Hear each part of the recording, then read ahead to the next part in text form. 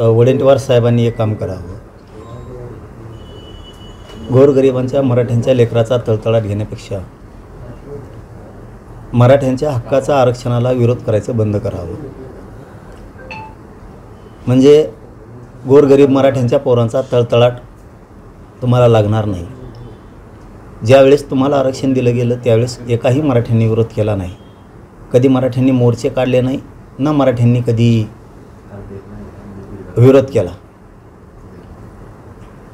जी मराठ्यांची भूमिका होती त्या भूमिकेवर वडेट्टीवार साहेबांनी यावं. कारण काँग्रेस आणि तुम्हाला मोठं करण्यात या मराठा समाजाचा खूप मोठा हात आहे. ज्या मराठ्यांनी तुम्हाला अस्तित्व आणि प्रतिष्ठा दिली त्या मराठ्यांच्याच लेकराच्या मुळावर उठायचं वडेट्टीवार साहेबांनी बंद करावं.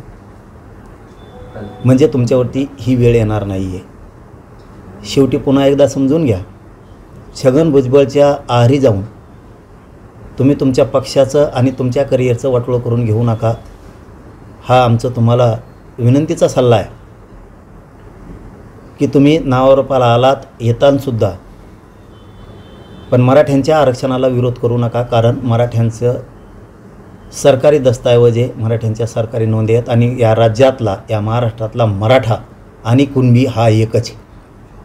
म्हणून पुन्हा एकदा तेच सांगतो की तुम्ही छगन भुजबळचं ऐकून त्याच्या विचाराच्या आहारी तुम्ही जाऊ नका. तो माणूस जातीवादी आहे आणि तुम्हाला संपवून घेऊ नका आणि मराठ्यांचे आणि ओबीसीचे वादही लावू नका.